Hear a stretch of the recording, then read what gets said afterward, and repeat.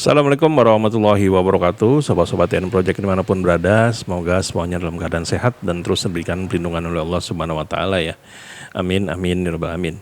Nah, pada video kita kali ini akan ada sesuatu yang sangat menarik nih teman-teman. Mungkin teman-teman semua nggak menyangka pada akhirnya akan ada kejadian hari ini atau di video ini yang akan kami tampilkan.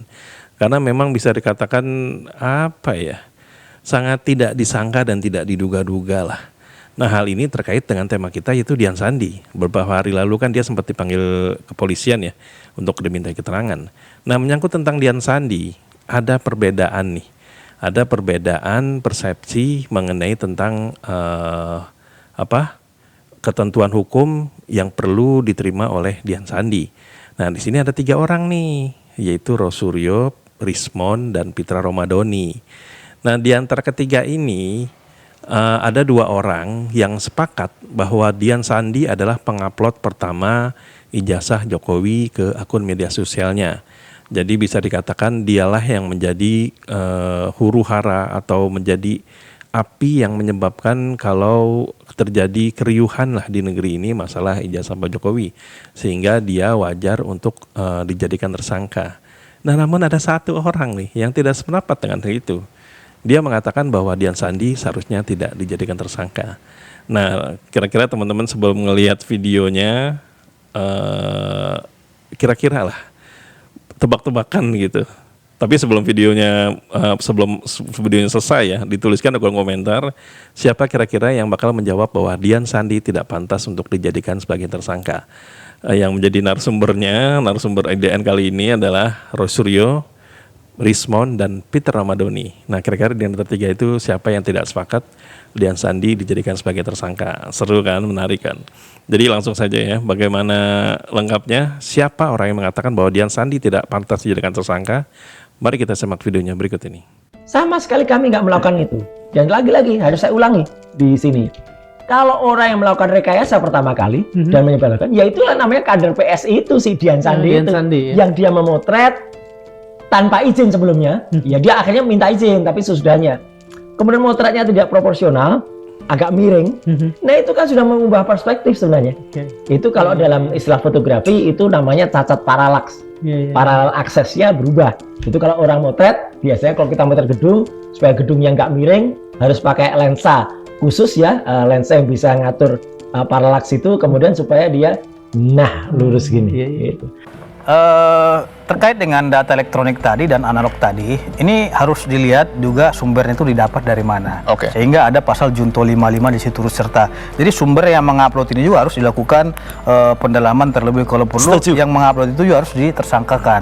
Karena apa? Karena tidak ada asap kalau tidak ada apinya. Yang mengupload foto ijazah pertama kali. Iya, itu kader PSI. Jadi namanya ini yang harus dilihat. Jangan juga istilahnya terputus di dalam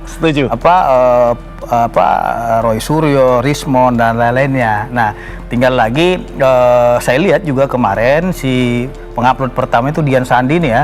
Dian Sandi sudah dimintai keterangan, sudah diperiksa. Nah, tentu kan harus dilihat juga motivasinya apa. Apakah ada pengubahan data elektronik di dalam penguploadan ijazah tersebut? Apakah ijazah yang diupload oleh Dian Sandi tersebut asli atau palsu? Di situ nanti akan kena pasal 32 Undang-Undang ITE dan pasal 35. Karena di dalam pasal 32 dan 35 Undang-Undang ITE terkait dengan menyebarluaskan data pribadi ya. Menyebarluaskan terkait dengan data elektronik. Ada pengubahan juga di situ kan. Iya, artinya tidak sesuai lagi dengan aslinya, seolah-olah itu asli. Karena unsur pidananya seperti bunyinya, dan ancaman pidana itu 9 tahun, bukan di bawah 5 tahun. Maka dari itu ya, saya kira proses hukum ini kita hormati dan kita hargai karena negara kita adalah negara hukum, Rechtsstaat, bukan negara kekuasaan terbuka. Saya ingin tanyakan Bung Mitra, karena tadi kan Anda menyebut sumber yang kemudian di-upload di Twitter, dan ini menjadi hal yang kemudian digunakan oleh Bung Roy Suryo. Tepat nggak metodenya? Yang pertama dari segi delik pidana ya, kita harus melihat adanya mens rea. Mens rea itu kesengajaan daripada pelaku. sehingga menimbulkan contohnya tadi yang dibilangnya tadi kegaduhan, pengasutan, provokasi, pencemaran nama baik dan lain-lainnya. Nah, ini harus dilihat oleh penyidik motif daripada para terlapor ini apakah memiliki motif jahat atau seperti apa, itu nanti di mensrea akan diuji di dalam BAP tadi. Nah, tinggal nanti akan dijelaskan oleh terlapor dia dapatkan dari mana dokumen elektronik tersebut sehingga diuji dari error level analisis gitu loh, karena data fisiknya itu tidak diperoleh. Saya punya pemikiran lain ya tentang hal itu terkait dengan Bang Dian Sandi ya.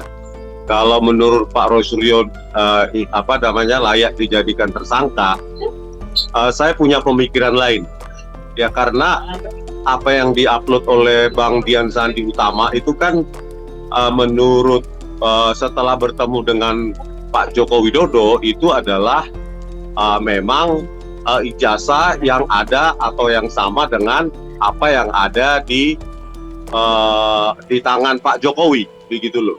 Jadi menurut saya tidak terlalu satu pemikiran dalam hal ini dengan Pak Roy Suryo mengenai penersangkaan tersebut, begitu.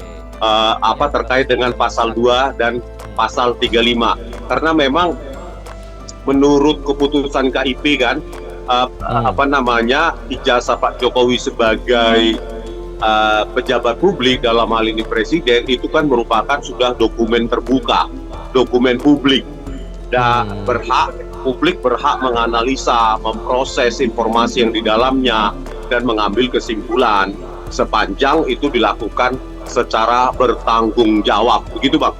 Oke, jadi kalau Dian Sandi, Anda punya pandangan yang berbeda. Bagaimana dengan Andi Azwan, Mas Bang Rismon? Apakah berbeda juga pandangan Anda atau sama saja dengan Mas Roy?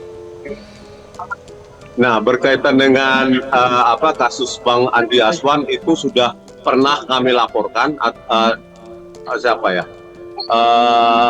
Beni Parapat dan lainnya itu sudah pernah dilaporkan, tetapi penyidik menolak ya karena alasan legal standing menurut penyidik. Jadi alasan penolakan pelaporan tersebut. Kebetulan saat itu saya ikut mendampingi, begitu. Itu alasannya.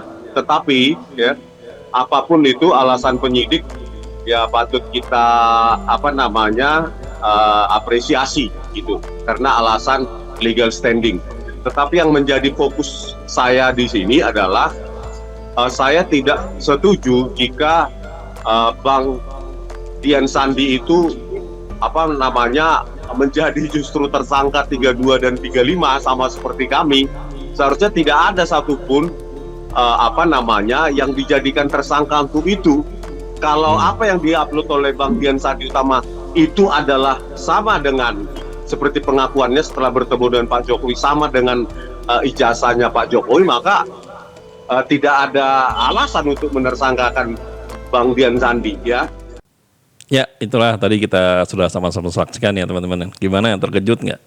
Mungkin saya yang selama ini mendukung Roy Suryo dan kawan-kawan tadi di awal nebak-nebak udah pasti Pitra lah, Pitra Romadoni ya lah yang pasti bakal ingin Dian Sandi ini tidak dijadikan tersangka. Dan terus kok tiba-tiba kok jadi Rismon. Ya, jadi inilah bisa dikatakan drama dunia politik di tanah air ya. Jadi di sini adalah Aiden Project ingin menyampaikan pada teman-teman kita harus menjadi seorang penonton yang cerdas, tidak baper dan juga tidak lebay ya dalam menyikapi semua kasus yang ada di tanah air.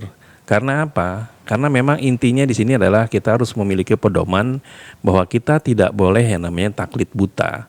Taklid buta adalah bisa dikatakan menurut persepsi kami adalah menilai sesuatu itu atau sosok yang kita kagumi itu tidak pernah salah.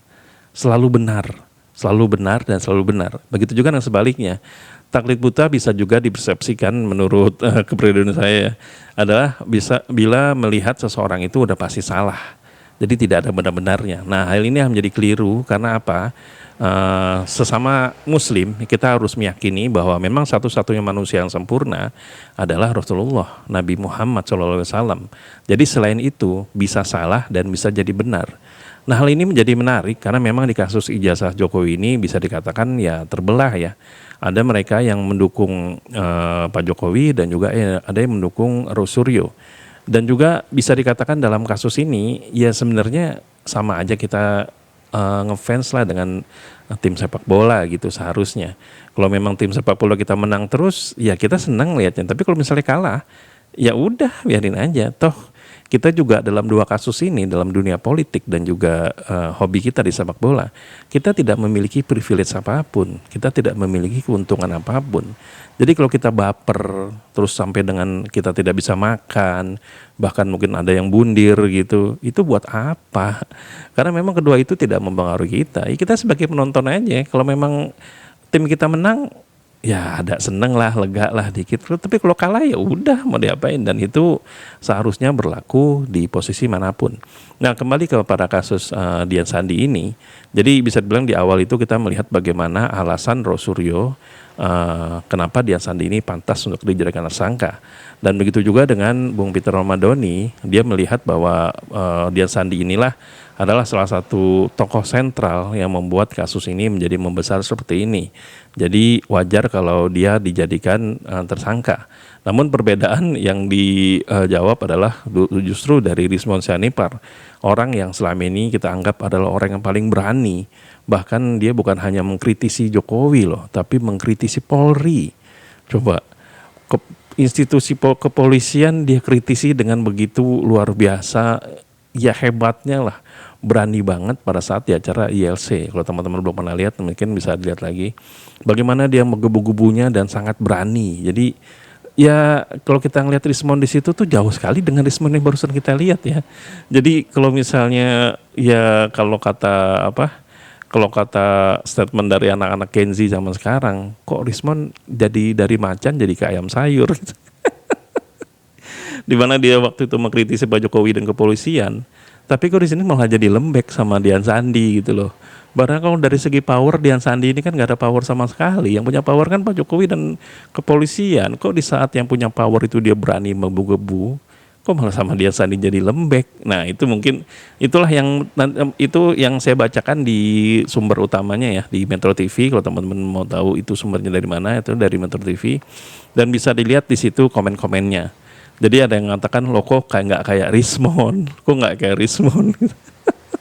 Apa mungkin ada yang mengatakan, oh Rismon takut di penjara apa seperti apalah, nanti teman-teman bisa lihat langsung. Nah jadi itulah yang tadi kita pesankan kepada teman semua, jadilah kita penonton yang cerdas, tidak baper dan juga tidak taklid buta ya. Karena memang kalau kita misalnya sudah ada salah satunya di situ, ya kita bakal menjadikan dunia politik ini menjadi bagian di hidup kita keseharian.